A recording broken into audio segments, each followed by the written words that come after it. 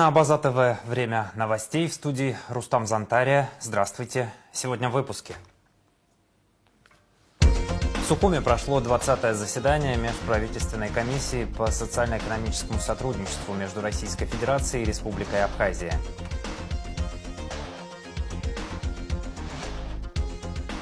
В Гудаутском музее Отечественной войны народа Абхазии открылась выставка, посвященная 80-летию со дня рождения Владислава Арзенба. Список необходимого составляли тренеры. Чемпион мира по боксу Харитон Агарба в рамках благотворительной акции передал инвентарь 5 спортшколам республики. 20-е заседание Межправительственной комиссии по социально-экономическому сотрудничеству между Российской Федерацией и Республикой Абхазия прошло 21 июля в Сухуме. Для участия в нем в столицу прибыл заместитель председателя правительства России Александр Новак. Свой визит в Сухум он начал с осмотра объекта строительства детской республиканской больницы. Подробно о том, как прошла рабочая поездка членов правительства России в Абхазию, в репортаже Марианны Котовой. Начал свой визит в Сухум заместитель председателя правительства России Александр Новак с посещения строительства детской республиканской больницы.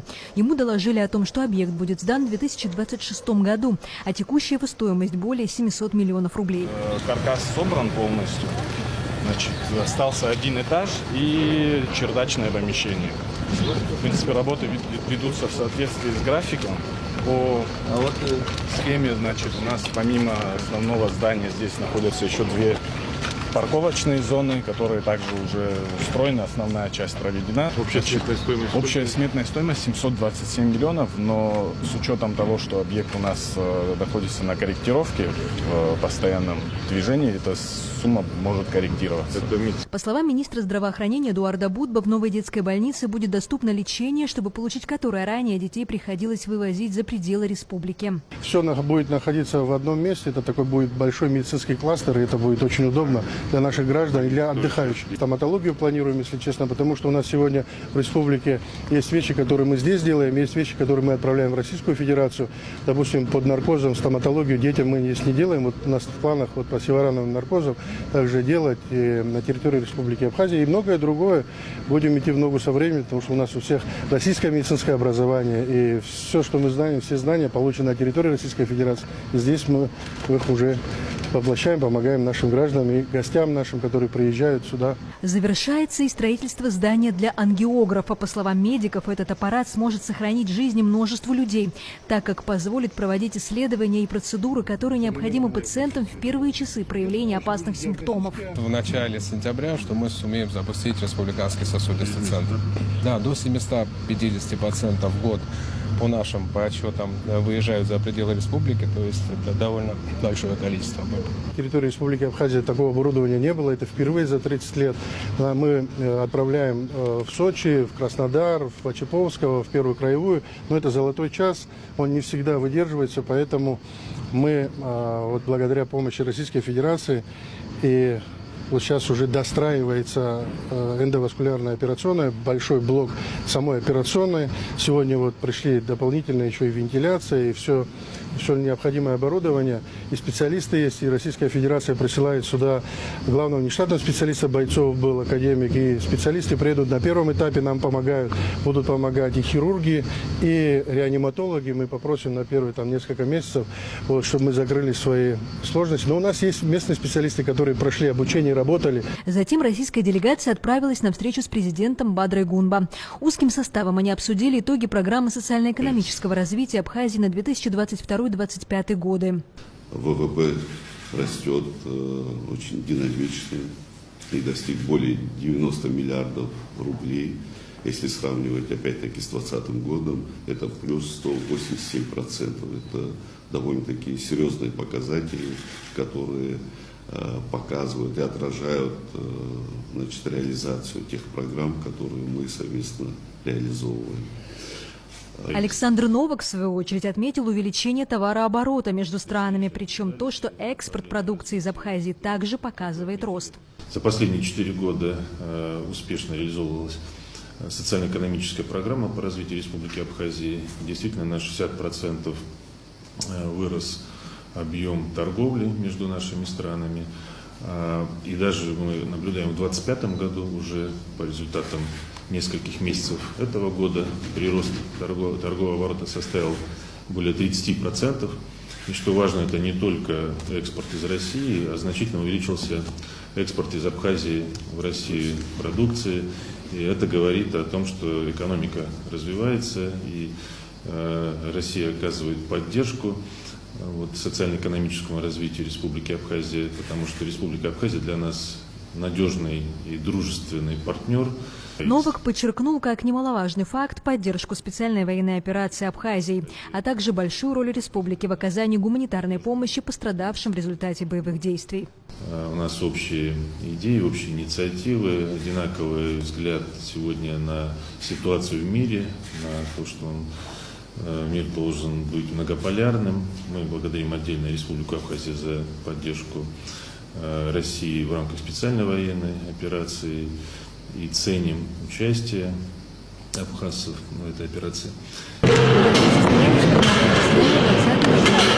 Комиссии по социально-экономическому сотрудничеству между Россией и Абхазией. Сначала стороны подвели итоги прошлых лет, отметив рост экономики, товарооборота и расширение инвестпрограммы. На текущий момент по итогам уже анализа 2024 года уровень ВВП в Республике Абхазия составил 90,2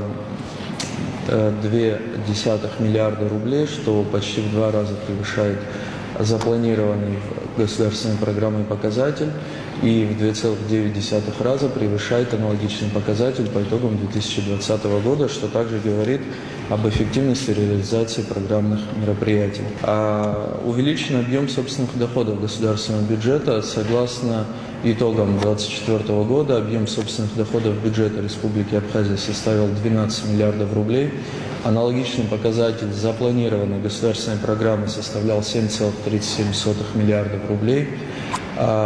Увеличение данного показателя также позволило изменить соотношение в структуре доходов государственного бюджета, доходов Республики Абхазия и поступающей финансовой помощи от Российской Федерации. По итогам 2020 года объем финансовой помощи занимал в структуре доходов бюджета Республики Абхазия 48%.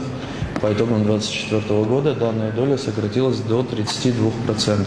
По словам заместителя министра экономического развития России Сергея Назарова, на следующие годы необходимо ставить более амбициозные планы. Тем более, что средства на развитие есть и будут продолжать поступать в республику.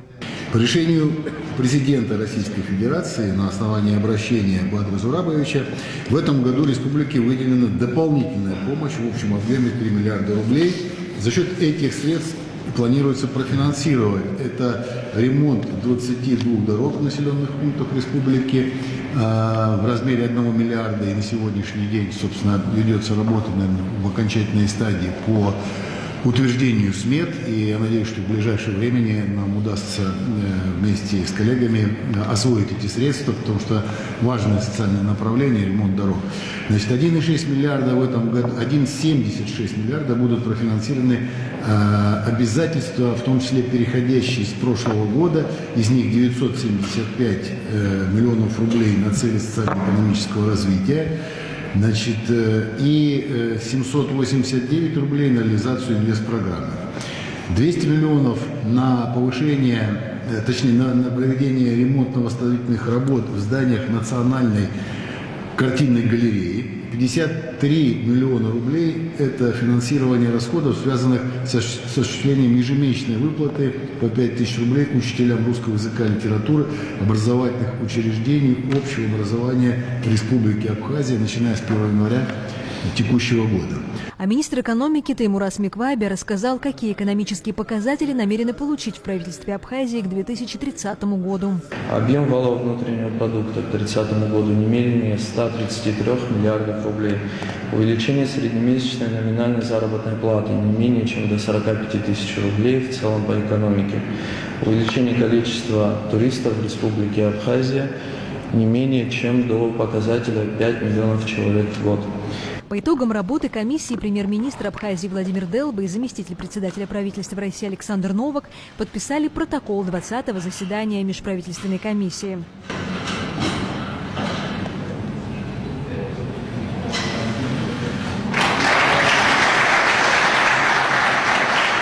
словам премьер-министра Абхазии Владимира Делба, можно смело утверждать, что программа экономического взаимодействия Абхазии и России в 2022-2025 годах успешно выполнена.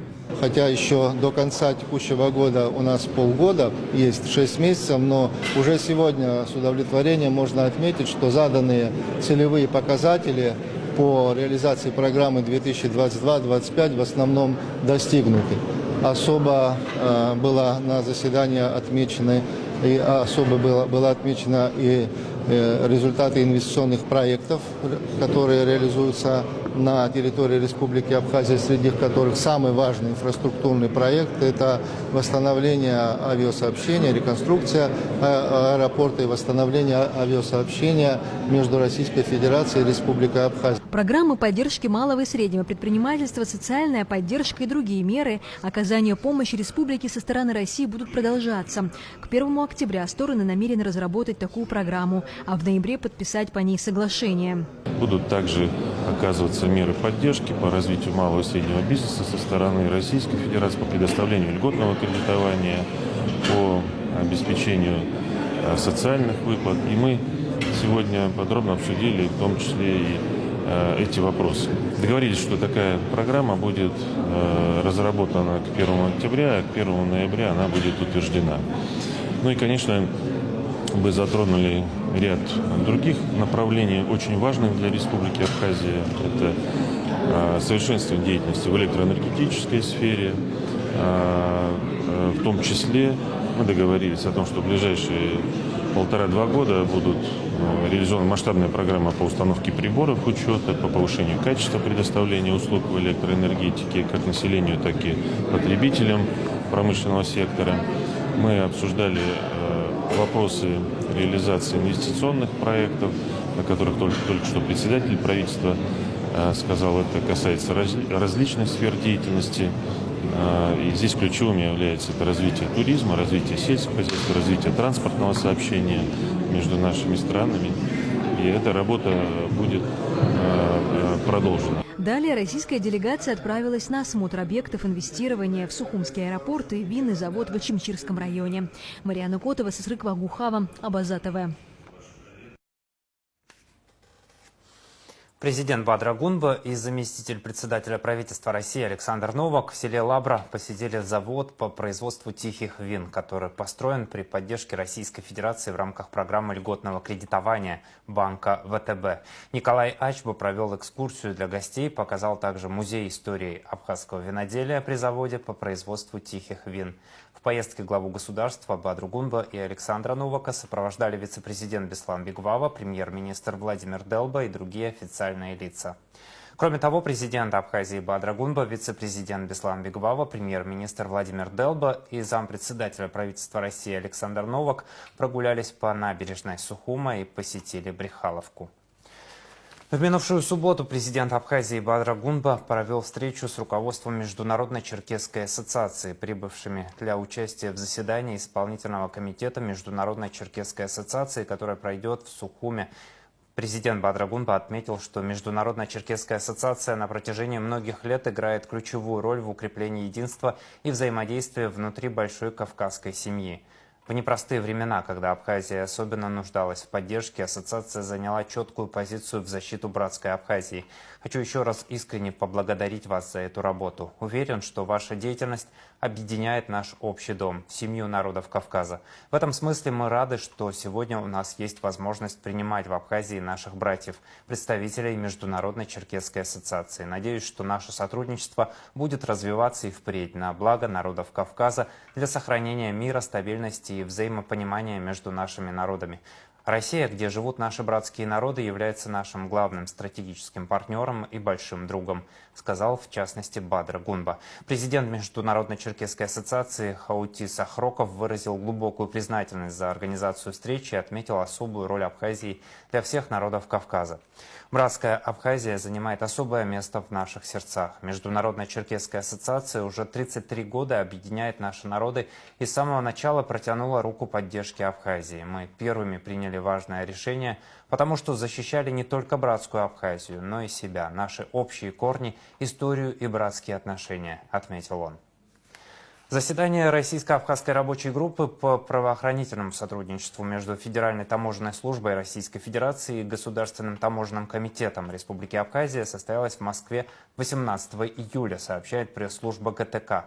На нем обсуждались вопросы противодействия контрабанде наркотиков через российско-абхазскую государственную границу, организации взаимодействия, направленного на пресечение каналов незаконного перемещения табачной продукции между Россией и Абхазией, организации совместных мероприятий по противодействию уклонению от уплаты таможенных платежей при перемещении из Абхазии в Россию транспортных средств для личного пользования по таможенной процедуре временного ввоза. Организации правоохранительными подразделениями таможенных служб России и Абхазии совместных мероприятий в целях пресечения незаконного перемещения через российско-абхазскую границу оборудования для извлечения криптовалюты.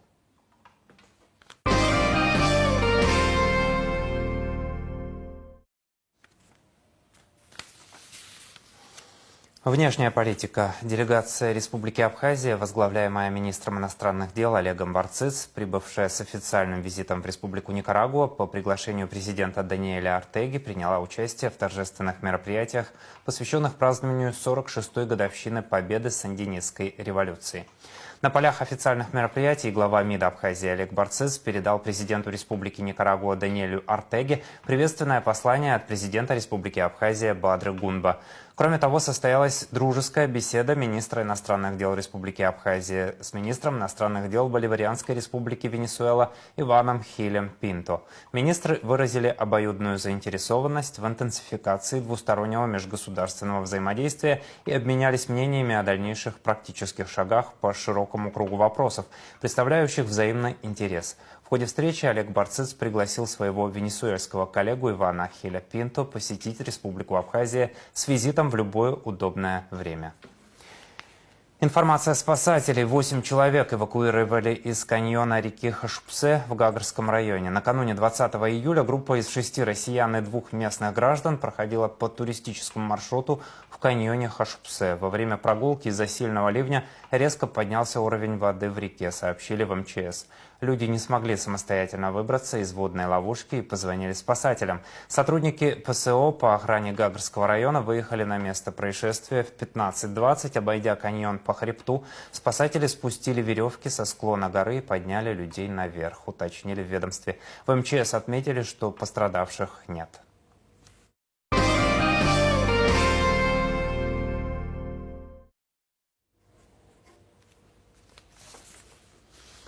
Новости культуры. В Гудаутском музее Отечественной войны народа Абхазии имени Сергея Дбар открылась выставка абхазских художников, посвященная 80-летию со дня рождения первого президента Республики Абхазия Владислава Ардзинба.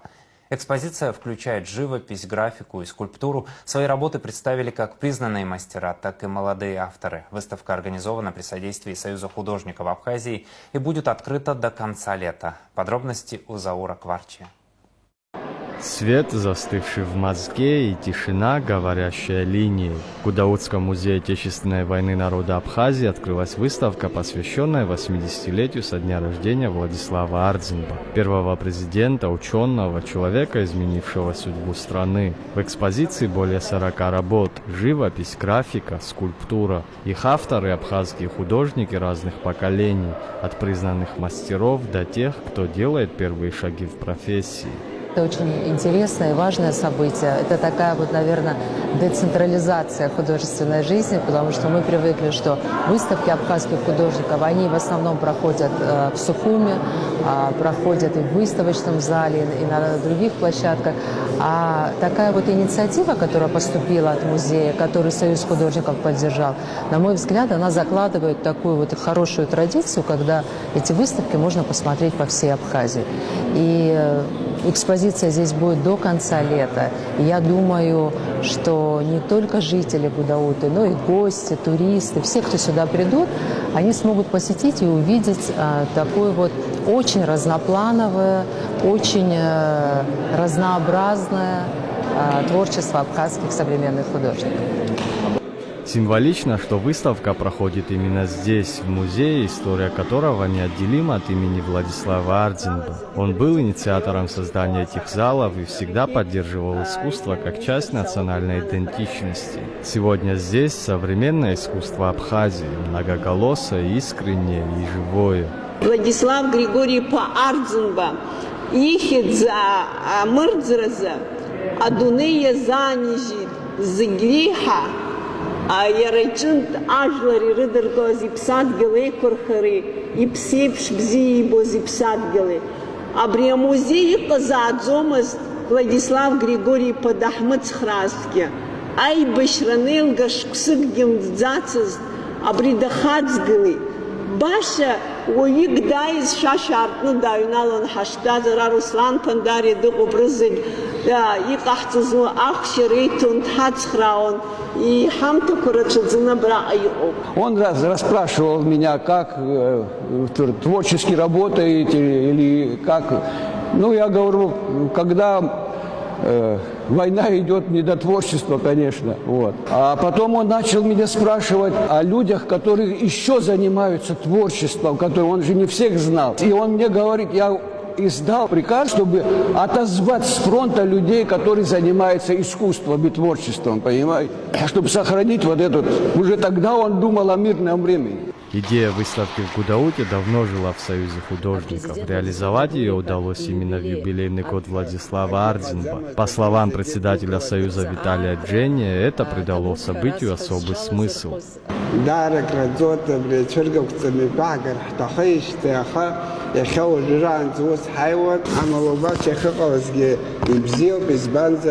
Владислав Григорьевич يشوك صوب برياكور شنو يخلص بريكي تزكك عم الزرق خب حرا حبس وحكولتورا عايز حرا زحنا فلاديسلاف يا قيمتا زي متبزح حقيقة زمز تبريز زي قوكلا دزقنا بس حرقي خبري يختل يخاحرتو دار الزحقوه.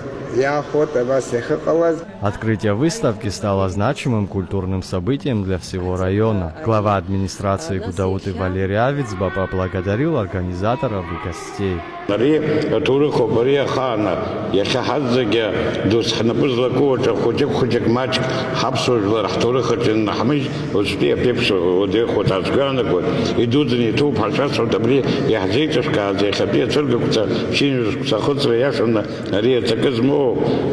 نسحرجة وسبلان سيرباني حمو بينارت بانا برات شبرام زيبر زحنا براو Владислав Григорьевич حريونة بس نارت بانا يجدن яшана хадгалар бас хгуйто. Символические подарки для гостей подготовили воспитанники детского сада «Нарт». С любовью и уважением к человеку, чье имя они знают с детства. Стихи, песни, танцы, как живое признание в благодарности.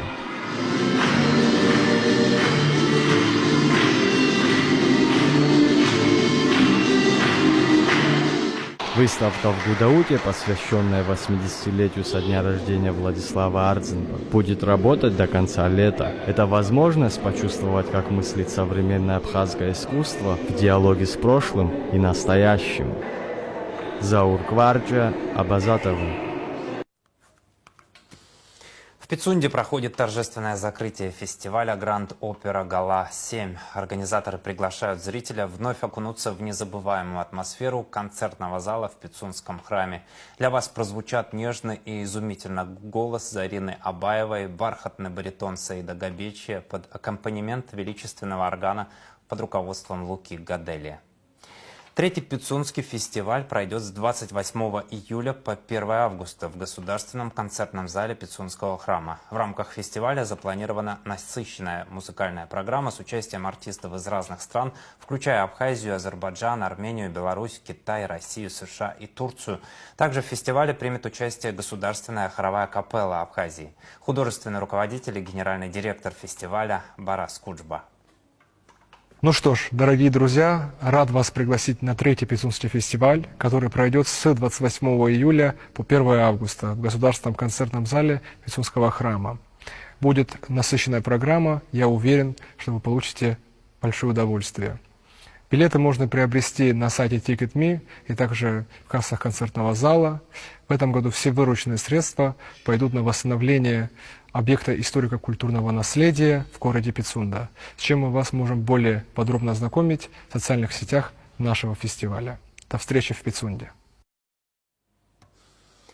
«Музыкальный ключ» – так называется очередной выпуск интервью, подготовленного медиаканалом «Крылья нации» совместно с Абаза ТВ в рамках цикла передач о женщинах Абхазии с участием директора Сухумского государственного музыкального училища имени Алексея Чичба, заслуженной артистки Республики Абхазия Нинель Бжани. То отношение к музыкальному воспитанию, которое было раньше, оно кардинальным образом отличается от отношения, которое существует сегодня. И не только в Абхазии, но и на всем, по-моему, постсоветском пространстве. Я имею в виду отношения семьи, прежде всего, родителей, людей, которые отдают детей в школу и думают, что поставили галочку в своей биографии, вот я отдал ребенка в музыкальную школу. А это не спорт, это не какие-то, со всем уважением, такие предметы школьные, это не репетиторство, это очень тяжелый и сложный труд. Мы, музыканты, считаем, что если ребенка отдали на музыку, он должен заниматься музыкой, ходить в школу и, возможно, еще изучать языки. Тогда будет какой-то результат.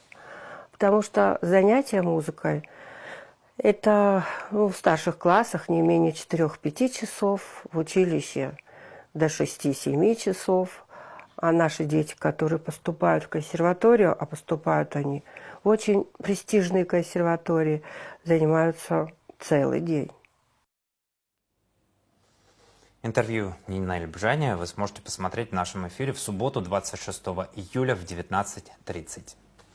Люди и даты. Исполнилось 90 лет со дня рождения абхазского поэта, литературоведа, общественного деятеля Бориса Гургулия. С 1968 года до конца своей жизни он работал на кафедре русской и зарубежной литературы АГУ.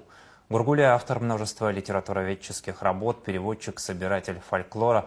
Главной темой его творчества была судьба абхазского народа. Он пережил личную трагедию. В войне 92-93 погиб его сын Абзаг, герой Абхазии.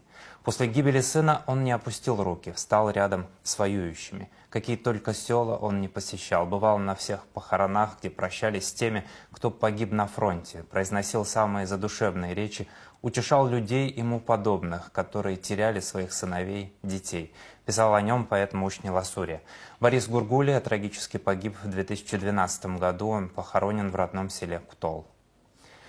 Министерство культуры Республики Абхазия и Союз писателей Абхазии приглашают на юбилейный вечер Аныкуша, посвященный 90-летию со дня рождения поэта, литературоведа, общественного деятеля Бориса Алмазхановича Гургулия, который состоится во вторник, 22 июля в Абхазском государственном драматическом театре имени Чанба.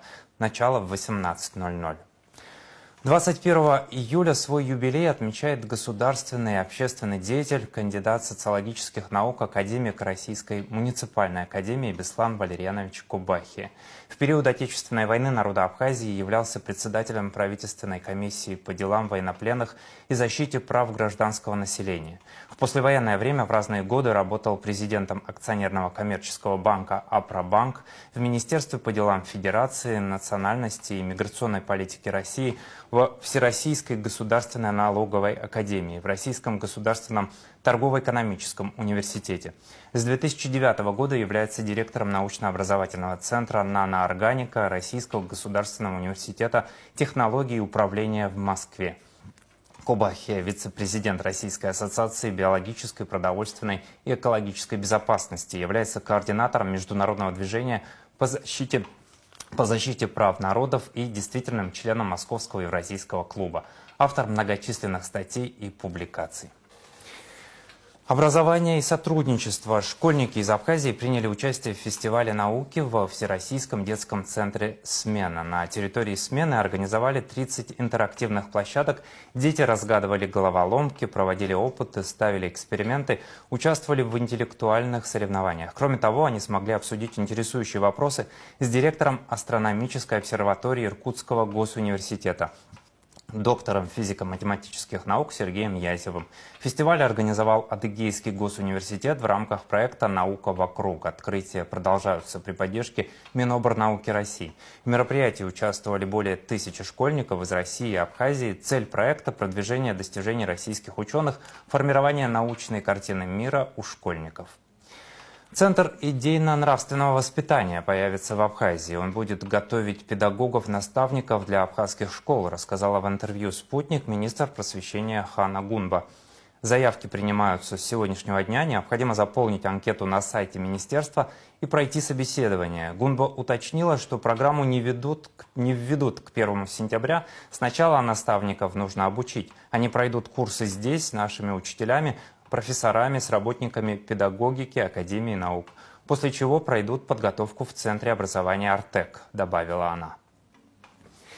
В центре Сухума в парке имени Тараса Шамбы открыли новую детскую площадку. Сотрудник компании подрядчика «Спорт Ин Юг» Александр Будный сообщил Абснепресс, что всего в Сухуме построено 5 подобных площадок. Заказчиком проекта является Краснодарское региональное отделение «Россия молодая». Завершение работ на всех остальных площадках планируется на следующей неделе, сказал Будный. Детская площадка оснащена 2 качелями, горкой, лазалками, балансиром и каруселью.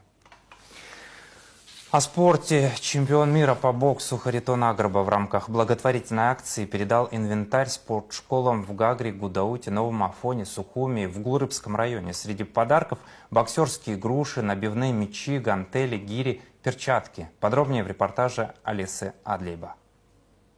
Боксерский зал Сухуми получил в дар спортивный инвентарь, включающий гири, гантели, мидболы, перчатки, шлемы и многое другое. Харитон Агрба отмечает, что следит за абхазскими спортсменами. Он все время анализирует победы и поражения соотечественников. Сейчас же чемпион мира по боксу отмечает быстрорастущий позитивный вектор в развитии спорта Абхазии. Однако, когда сам посещает залы, то видит и пробелы, которые хотелось бы заполнить и помочь молодому поколению. Возникла идея поддержать, в первую очередь, сейчас наших спортсменов, боксеров. И ко мне обратилось 5 залов в разных городах Абхазии. Это у нас, получается, Гагра, Гудаута, Сухум, Гурипш и Новый Афон. И я создал такой некий проект, и была возможность встречи с Умаром Назаровичем Кремлевым. И в ходе этой встречи, в ходе нашего диалога, он узнал, услышал о том, что есть определенные проблемы, и спросил, как возможно помочь. Я ему рассказал про эту акцию, и Умар Назарович меня в этом поддержал. Хочется, чтобы наша молодежь росла в правильных условиях, чтобы были новые возможности для развития, роста. Хочется, чтобы у тренеров и у спортсменов было условия для того, чтобы лучше тренироваться и показывать более эффективную работу, более качественную. Как отметил президент Федерации профессионального бокса Абхазии Альберт Кардиоглы, каждый спортивный зал получил то, чего не хватает для тренировок. Список, который необходимо было пополнить, составляли старшие тренеры. По инициативе Харитона Агрба, нашего именитого профессионального боксера, проходит такая акция. Международное руководство Федерации бокса в лице Умара Кремлева оказало помощь абхазскому боксу оснащением инвентаря городам Абхазии, во всем мире, можно сказать. Залы оборудованы различным инвентарем, полезным, который нужно. И, естественно, мы не можем работать только в одном направлении, надо развиваться. И есть новые виды инвентаря, которые необходимы для бокса.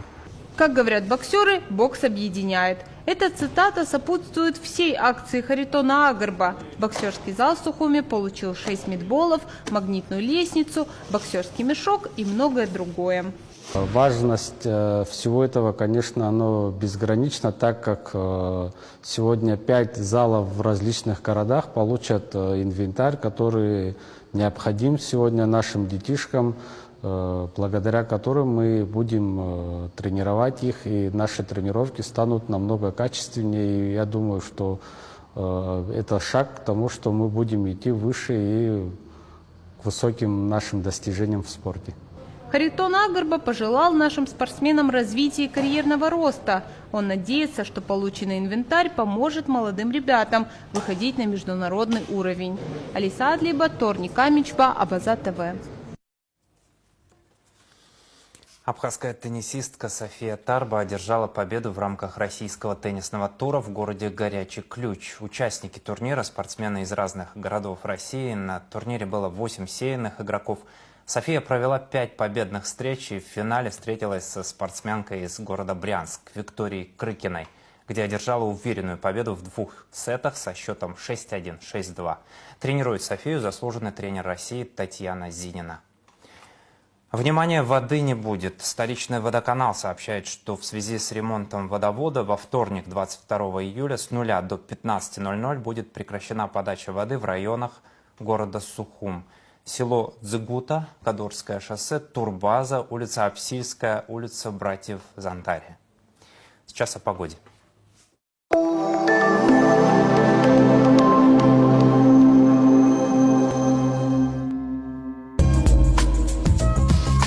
Во вторник, 22 июля, в Абхазии ожидается переменная облачность. Ночью и утром возможен дождь с грозой. Днем преимущественно ясная, жаркая погода с высоким уровнем ультрафиолета. Атмосферное давление 758 миллиметров ртутного столба. Ветер слабый и умеренный. Температура воздуха ночью от 20 до 25, днем от 28 до 33 градусов. Температура морской воды 26 градусов. Волнение морской воды умеренное. Относительная влажность воздуха от 70 до 90%.